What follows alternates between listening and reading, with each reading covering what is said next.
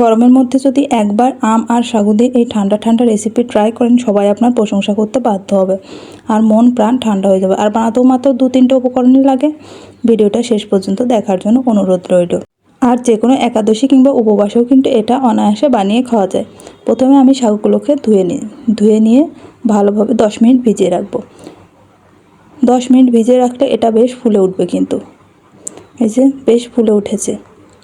এরপরে গ্যাসের flame on করে একটা প্যান বসিয়ে দিচ্ছি এবং সাগুগুলোকে রান্না করে নেব।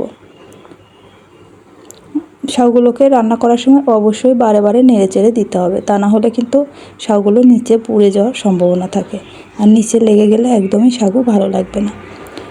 জলটা ফুটে ওঠার পর জাস্ট 2-3 মিনিট রান্না করলেই সাগুটা রান্না হয়ে যাবে। খুব বেশি রান্না করে নেওয়ার প্রয়োজন নেই, একটু কালার চেঞ্জ হয়ে আসলেই হয়ে যাবে।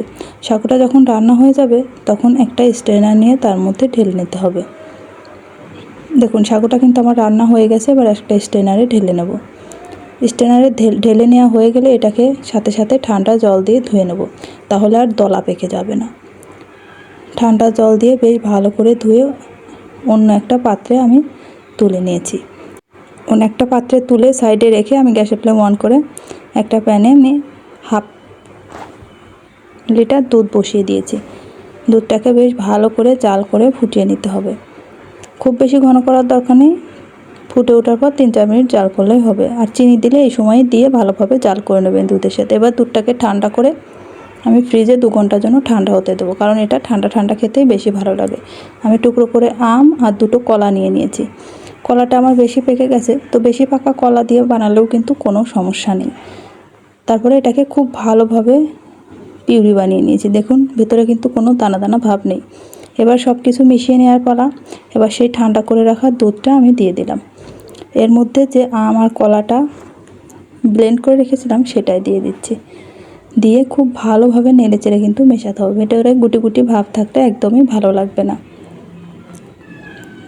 ভালোভাবে মেশানো হয়ে গেলে এরপরে দিয়ে দেবো আগে থেকে বানিয়ে রাখা সেই সাগুদানাটা। দিয়ে খুব ভালোভাবে মিশিয়ে নিতে হবে। নেড়ে চেড়ে খুব ভালোভাবে মিশিয়ে নেব। এরকম আরও সুন্দর সুন্দর ও নতুন রেসিপি পেতে প্লিজ পেজটাকে ফলো এবং সাবস্ক্রাইব করুন। দেখুন খুব ভালোভাবে মেশানো হয়ে গেছে। এবার সার্ভ করার পালা। অন্য একটা বাটি নিয়ে সার্ভ করে নেব। আমি উপর থেকে সাজানোর জন্য কিছুটা আম এবং কলা সুন্দর করে কেটে রেখেছিলাম। আপনারা চাইলে যে কোনো ফল দিয়ে কিন্তু উপর থেকে সাজিয়ে দিতে পারেন। দেখুন এবার আম এবং কলা দিয়ে উপর থেকে সুন্দর করে সাজিয়ে দিচ্ছি। এটা খেলে কিন্তু মন প্রাণও ভরে যাবে আর পেটটাও ঠান্ডা থাকবে, কারণ সাগু কিন্তু খুবই সহজপাচ্য খাবার। গরমের মধ্যে এর থেকে ভালো রেসিপি আর হতে পারে না। ভিডিওটা শেষ পর্যন্ত দেখার জন্য ধন্যবাদ।